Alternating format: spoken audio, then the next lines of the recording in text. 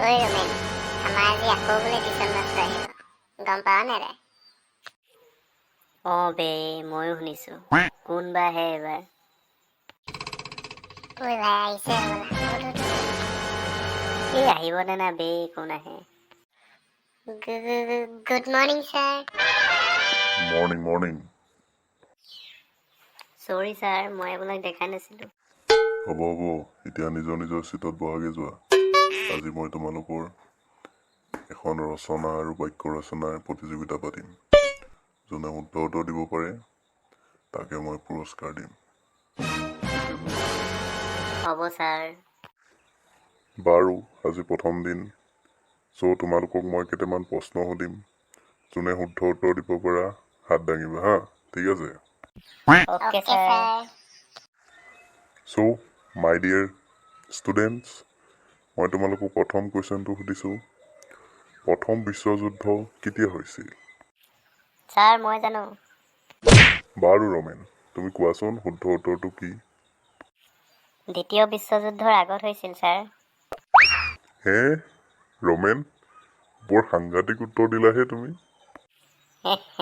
মোক কম বুলি ভাবিছে। বাৰু গেন্ধেলা, এইবাৰ তুমি কোৱাচোন দ্বিতীয় বিশ্বযুদ্ধ কেতিয়া হৈছিল?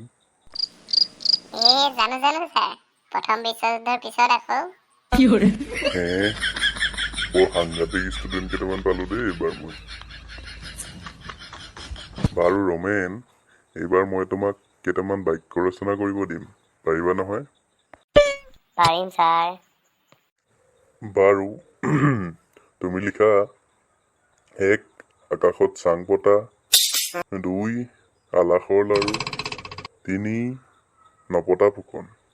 তুমি মোক এইকেইটা বাক্য ৰচনা কৰি শুনোৱাচোন। আহিয়ে মোক কিখন সুধিব ধৰিছে ছাৰ। মই একোৱেই নাজানো এইবিলাক কি কয় বা। নপতা ফুকনে আকাশত চাং পাতি আলাসৰ লাৰু আনি খাই আছিলে ছাৰ। ৰাম ৰাম ৰাম ৰাম ৰাম ৰাম। ঐ মূৰ্খ, এইটো তই বাক্য ৰচনা কৰিছ?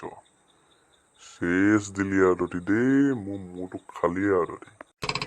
বাৰু বাৰু, এইবোৰ তহঁতৰ মই এতিয়া ৰচনা প্ৰতিযোগিতাখন পাতোঁ। প্ৰথম ৰমেন, তোমাৰ পৰাই আৰম্ভ কৰোঁ। তুমি গৰুৰ ওপৰত এখন ৰচনা মাতি শুনোৱাচোন মোক। এই বুঢ়াই গৰুৰ ওপৰত ৰচনা মাতিব দিছে। গৰুৰ ওপৰত মই কিমান ৰচনা ফালি থৈছো বুঢ়াই গমেই নাপায়। এতিয়া দেখুৱাই আছো।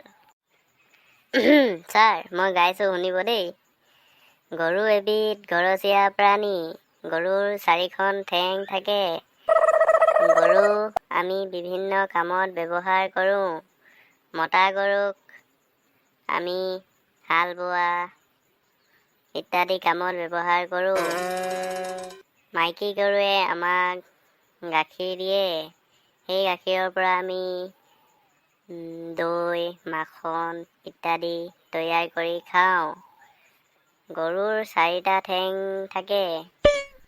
গৰুৰ 2টা চকু, 2খন কাণ, এখন জিভা ইত্যাদি থাকে। গৰুৰ ছালৰ পৰা আমি ঢোল, নেগেৰা ইত্যাদি প্ৰস্তুত কৰিব পাৰোঁ।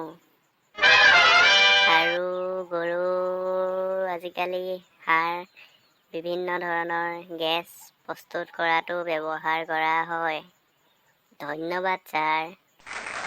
বাহ ৰমেন, বঢ়িয়া হৈছে বঢ়িয়া। এইবাৰ তুমি শংকৰদেৱৰ ওপৰত এখন ৰচনা মাতি শুনোৱা। এই বুঢ়াটোৱে মোক কি ৰচনা কিতাপ বুলি ভাবিছে নেকি? মোকে যে অকল ৰচনা সুধি আছে। শংকৰদেৱৰ ওপৰত কি মই একোৱেই নাজানো, আকৌ অকল গৰুৰ ওপৰতে জানো। মোৰ লেভেল মৰাটো গ'ল আৰু আজি। মাতা ৰমেন মাতা, তুমি ইমান ধুনীয়াকৈ গৰুৰ ওপৰত ৰচনা মাতিছা, শংকৰদেৱৰ ওপৰতো পাৰিবা। কোৱা ৰমেন কোৱা, তুমি পাৰিবা। কোৱা ৰমেন কোৱা, পাৰিবা। মই জানো, মই একোৱেই নাজানো শংকৰদেৱৰ ওপৰত। কি ক'ম মই এতিয়া? শংকৰদেৱ আমাৰ গুৰু। শংকৰদেৱে সৰুতে নদী পাৰ হৈছিল। শংকৰদেৱ সৰুতে আমাৰ নিচিনাই আছিল। শংকৰদেৱে এবাৰ এটা ষাঁড় গৰু বগৰাই দিছিল। ষাঁড় গৰুটোক আমি মতা গৰু বুলি ক'ব পাৰোঁ। ষাঁড় গৰুৱে গোবৰ দি আমাক বিভিন্ন ধৰণে সহায় কৰে। গৰু দুই প্ৰকাৰ থাকে, মতা গৰু আৰু মাইকী গৰু। মাইকী গৰুৱে আমাক গাখীৰ দি সহায় কৰে। গাখীৰৰ পৰা আমি বিভিন্ন ধৰণৰ ঘিউ, দৈ ইত্যাদি প্ৰস্তুত কৰিব পাৰোঁ। মতা গৰু আমি হাল বোৱা ইত্যাদি কামত ব্যৱহাৰ কৰিব পাৰোঁ। গৰুৰ 4টা ঠেং থাকে। গৰুৰ 2খন কাণ, 2টা চকু, এটা নাক, এখন মুখ থাকে। আৰু গৰু আমি বিভিন্ন ধৰণৰ সাৰ প্ৰস্তুত কৰি বিভিন্ন গেছো প্ৰস্তুত কৰিব পৰা যায়। ৰোমেন, তই ডাইৰেক্ট শংকৰদেৱৰ পৰা গৈ গৰুত পাই গলি যে। এখন কি ৰচনা পাতিলি হয় তই? চেচ দিলি আৰু দেই, খালি মোৰ মূৰটো খালি তই। বাৰু এইবাৰ তই বানপানীৰ ওপৰত ৰচনা এখন মাত। এই বুঢ়াটো পাগলা হৈছে নেকি? অকল মোকে সুধি আছে যে মই কি ৰচনা বুকি মইতো পাগল হৈ যাম। বানপানীৰ ওপৰত ৰচনা, হে হৰি। মাতা ৰোমেন, তুমি পাৰিবা, চেষ্টা কৰা। বানপানী অসমৰ জাতীয় সমস্যা। বানপানী অসমত সদায় হয়। বানপানীত বিভিন্ন ক্ষতি হয়। বানপানীত বিভিন্ন ধৰণৰ গৰু উটি যায়। গৰু আমি 2 প্ৰকাৰে ভাগ কৰিব পাৰোঁ, মতা গৰু আৰু মাইকী গৰু। মতা গৰুক আমি বলদ গৰু বুলি কওঁ, মাইকী গৰুক আমি গাই গৰু বুলি কওঁ। মাইকী গৰুৱে আমাক গাখীৰ দিয়ে।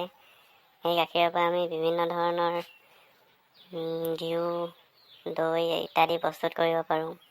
মতা গৰুৰ গোবৰ আমাৰ বিভিন্ন ধৰণৰ সাৰ প্ৰস্তুত কৰাত ব্যৱহাৰ কৰিব পাৰি। আজিকালি বিভিন্ন ধৰণৰ প্ৰযুক্তি ওলোৱাত সেই সাৰৰ পৰা বিভিন্ন ধৰণৰ গেছো প্ৰস্তুত কৰিব পাৰি। গৰুৰ 4টা ঠেং থাকে, 2খন কাণ, 2টা চকু, এখন মুখ থাকে। এইটোক যি ক'লো গৰুলৈকে পোনাই যে চব। এইবাৰ তোক এনেকুৱা এটা ৰচনা ক'বলৈ দিম যে গৰু তই কাষে চাবিব নোৱাৰিবি। বাৰু ৰোমেন, এইবাৰ তুমি এৰোপ্লেনৰ ওপৰত ৰচনা এখন কোৱাচোন। মৰণ নহয় বুঢ়া, তই অকল মোকে ক। প্লেনৰ ওপৰত ৰচনা ক'ব লাগে বোলে। প্লেন মই কেতিয়াও দেখাই নাই, কি ক'ম মই প্লেনৰ ওপৰত? পুৰাটো মানে প্লেন এখন গাড়ী।